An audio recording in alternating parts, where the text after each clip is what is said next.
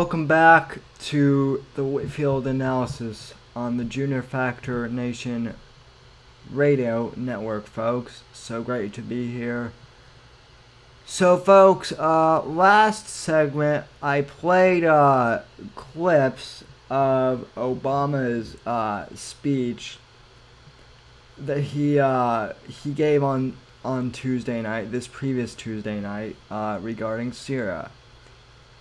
And some of you probably think that I'm being pretty harsh towards the president, and that I could have been, nicer or whatever. Let me be clear, though. I am not the only person who has serious doubts about us going into Syria. Vladimir Putin, yes, you heard right, Vladimir Putin, the Prime Minister or President, it says here according to the article that I have, that he's the President of Russia. Vladimir Putin, the President of Russia, recently submitted an op-ed, an opinion editorial, to the New York Times.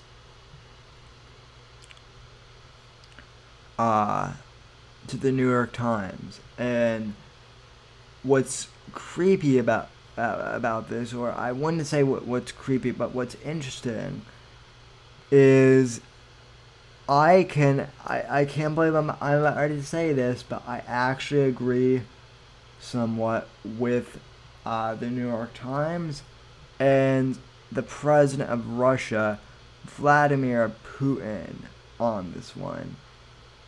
Anyway, folks, let me read this editorial to you. By the way, a huge, I just want to give a quick shout out to Tim Arthur, who is a friend of Mike Garkar and Derek Anders. He's a friend of theirs, and I follow him on Facebook, and he had this on his wall and encouraged all of us to read it. So he was the one who provided me with the article link.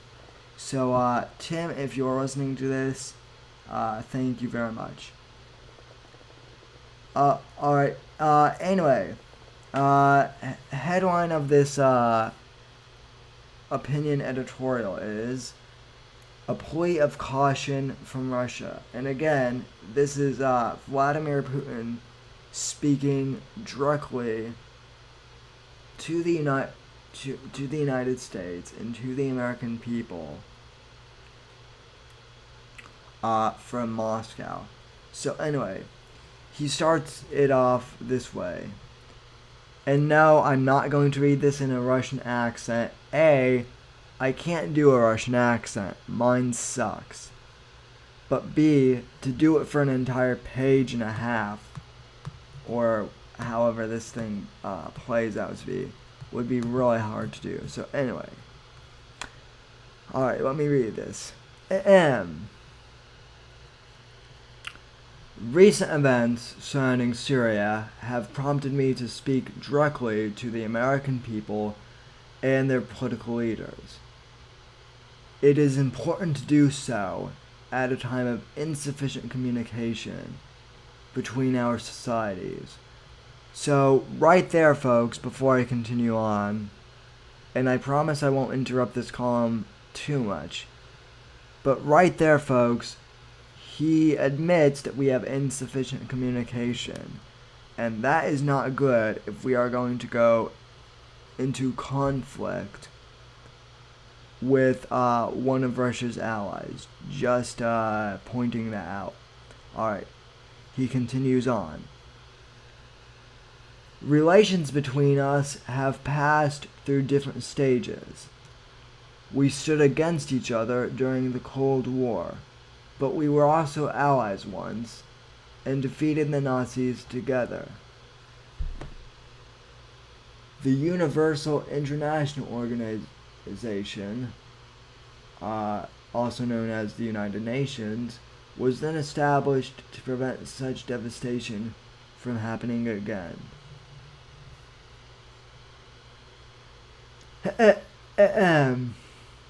The United Nations founders understood that decisions affecting war and peace should happen only by consensus, and with America's consent,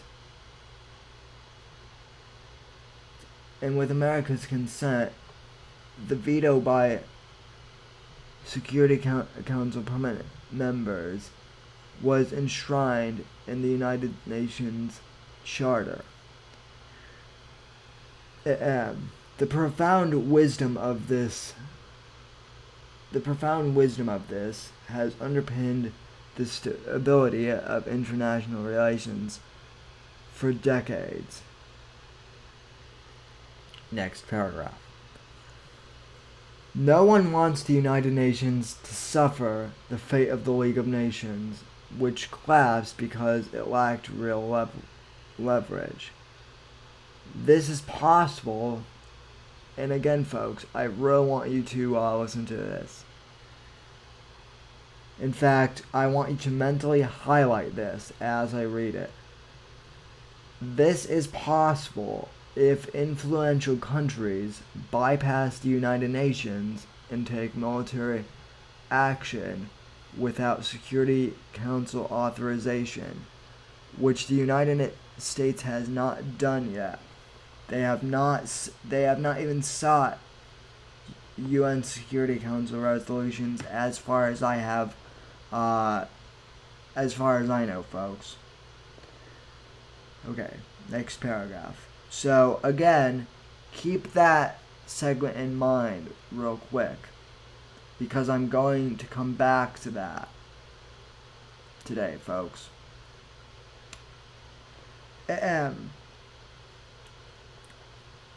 So Putin continues. The potential strike by the United States against Syria, despite strong opposition from many countries and major political and religious leaders, including the Pope, will result in more innocent victims and escalation, potentially spreading the conflict far beyond Syria's borders. A strike would increase violence and unleash a new wave of terrorism. It could undermine multilateral efforts to resolve the Iranian nuclear problem and the Israeli-Palestine conflict, and further destabilize the Middle East and North Africa. It could throw the entire system of international law and order out of balance. Again, mentally highlight that segment right there.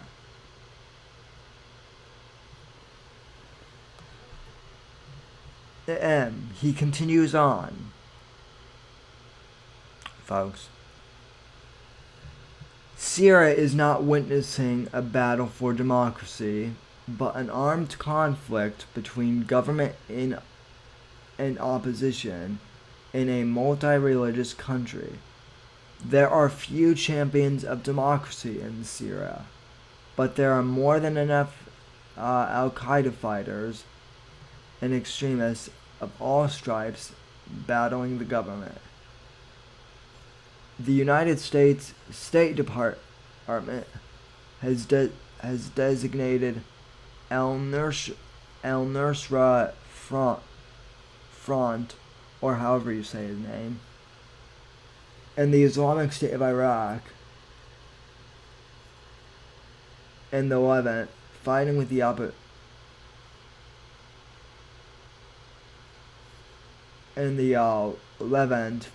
opposition as terrorist organizations.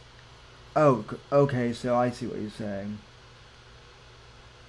This internal conflict, fueled by foreign weapons supplied to the opposition is one of the bloodiest in the world. So right there, folks, Putin is saying that our State Department, not Russia's, but our State Department, the United States State Department, has designated al-Nusra Front, the Islamic State of Iraq, and the Levant as terrorist organizations, and they're fighting with the opposition. Alright, so that was a recap of the last paragraph. Now continuing on.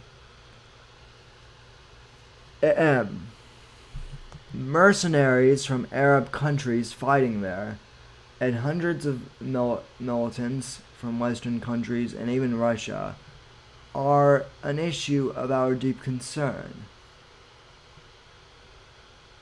Might they not return to our countries with experience acquired in Syria? After all, after fighting in Libya, extremists moved on to Mali, or Mali, or however you say that. This threatens us all.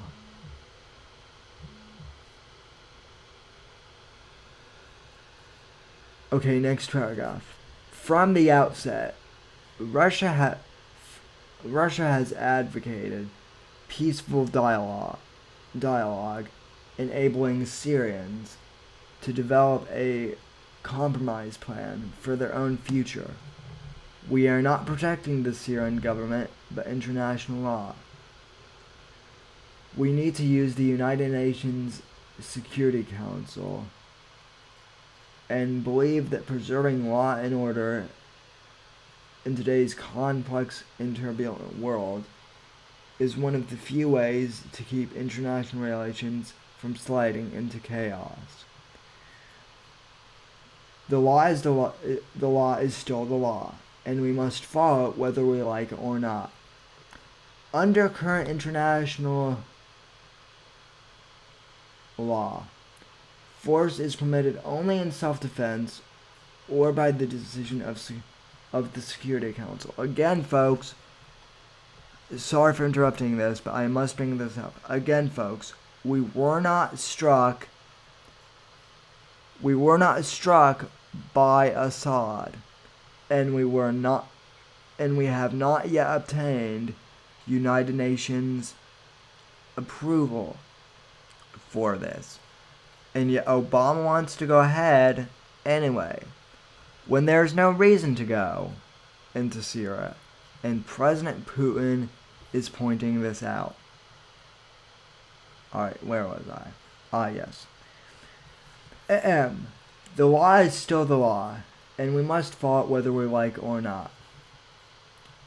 Under current international law, force is permitted only in self-defense or by the decision of the United Nations Security Council. Anything else is unacceptable under the United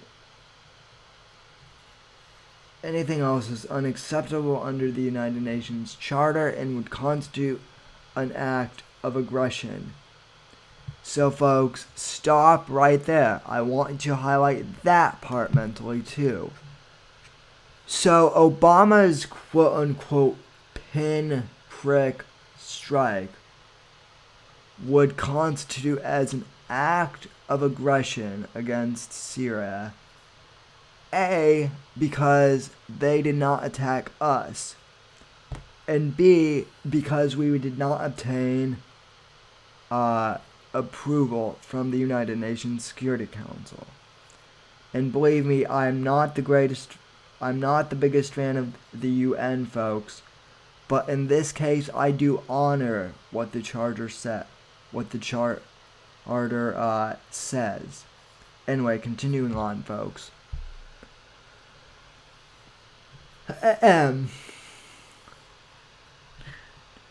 No one doubts that the poison gas was used in Syria, but there is every reason to believe it was used not by the Syrian army, but by opposition forces to provoke intervention by their powerful foreign patrons, who would be siding with the fundamentalists. Reports that the militants are preparing another attack, this time against Israel, cannot be ignored. So, folks, before I continue on, so he's admitting that the Syrian gas attacks are horrible, but he's also stating, contrary to what Obama said in his speech, he is stating that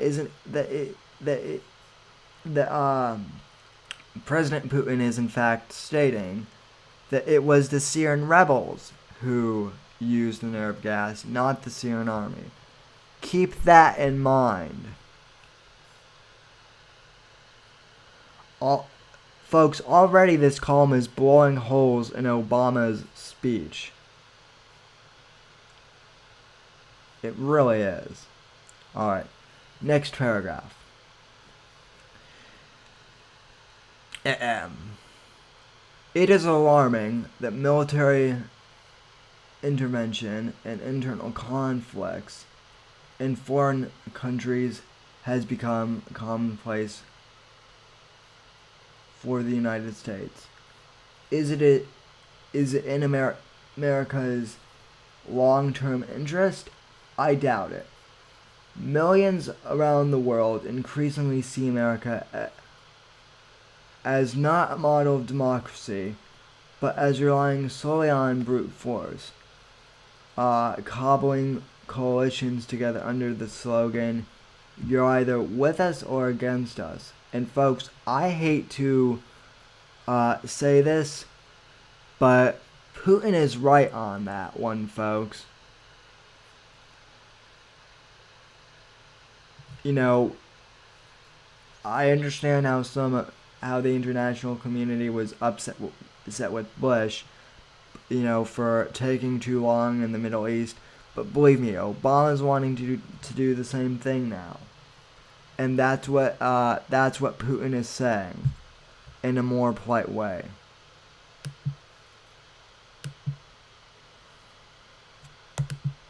Okay. Next paragraph. But force has proved ineffective and pointless. Afghanistan is reeling, and no one can say what will happen after international forces withdraw. Libya is divided into tribes and clans. In Iraq, the civil war continues, with dozens killed each day. In the United States, many draw an analogy between Iraq and Syria and ask why the government would want to repeat recent mistakes. So hey, I'm glad that Putin at least gets the general consensus of the United States opinion and what the citizens think, because obviously, folks, Obama doesn't. No matter how targeted the strikes, or how sophisticated the weapons, civilian casualties are inevitable, including the elderly and children whom the strikes are meant to protect. Again, he brings up a good point, and at this, folks, I'm agreeing more with the president of Russia than I am with my own president. And believe me, that's not something that I'm necessarily proud of, but at this point, it's true. On this matter. Okay, next paragraph. This is a long one, folks. I realize that, but continue on with me. The world reacts by asking, if you cannot count on international law, then you must find other ways to ensure your security. Thus, a growing number of countries seek to acquire weapons of mass destruction. This is logical. If you have the bomb, no one will touch you. We are left with talk of the need to strengthen non-proliferation, when in reality this is being eroded. Next paragraph. Okay, real quick. So basically saying that this ban on nuclear weapons, folks, what Putin is basically saying there, folks, is that the WMD clause and the nerve gas clause and the nerve gas mandates that Obama's speaking of, they're already eroded, folks. A strike on Syria isn't going to stop them from being eroded because they already are.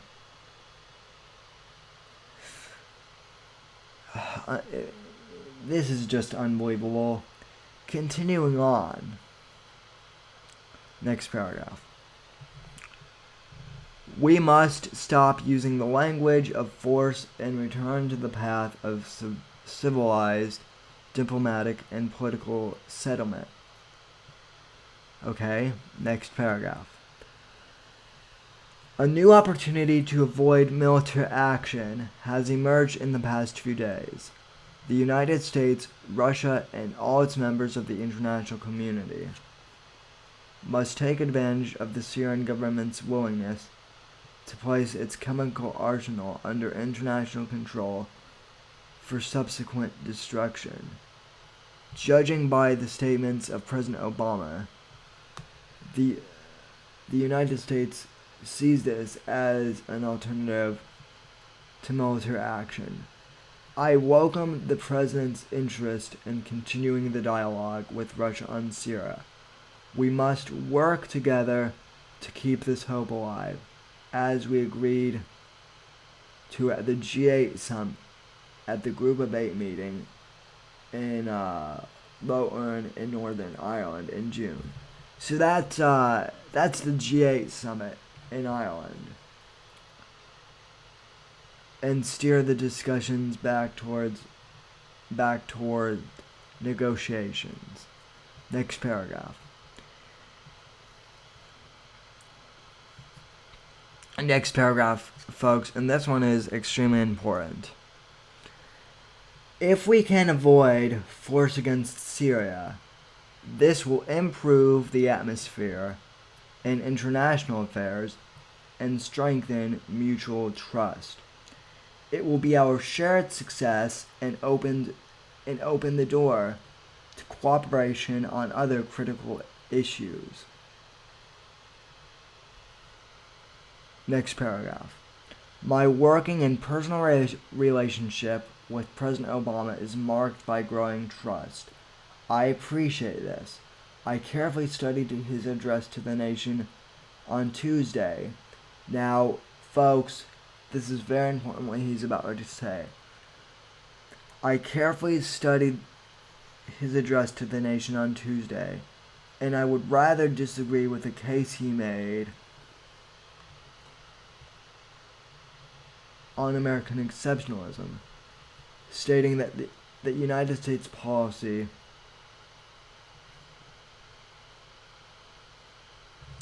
is what makes America different. It's what makes us exceptional.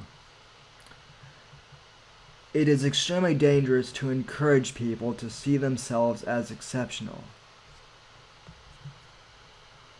whatever the motivation. There are big countries and small countries, rich and poor, those with long democratic traditions and those still finding their way to democracy. Their policies differ too.